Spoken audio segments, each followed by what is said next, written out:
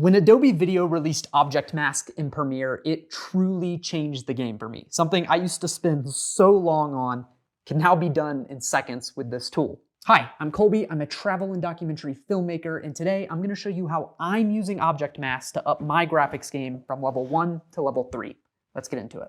First up, putting your text behind something. This is a classic that I'm sure you all have seen a million times, but it is now so quick and easy to do, even when you have something complex and moving like this. Okay, so how you do this is you just duplicate your video clip, then you come over here, click on the Object Mask tool, hover over your subject, it will turn red, click on it, then come over here and track the selected mask forward, and it will auto mask you through the duration of the clip.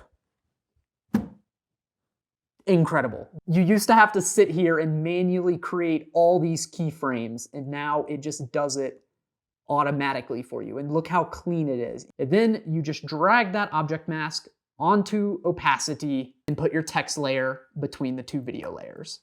It's that easy. Okay, now once you have that skill mastered, you can unlock so many more things in Premiere with this tool now, like making a graphic look like it's a part of the real environment. So what you're gonna do here is you're gonna take your text or graphic and you are going to use corner pin or basic 3D, take your pick, to match the perspective of the graphic to the clip. And once you have that how you like it, you will set the blend mode to overlay or soft light, whichever looks better. And we'll add a bit of Gaussian blur and a bit of noise to blend it in even more. And then you are going to do that same exact object masking technique over top of this. And there you go. You have text that appears as if it's on this wall with me then walking in front of it. Cool.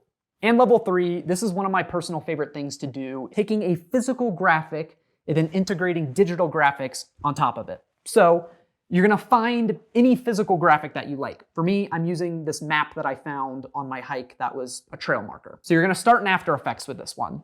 And you're just gonna use the pen tool to create a line that follows the map. And then you can trim path that to animate it. That's all you have to do in After Effects.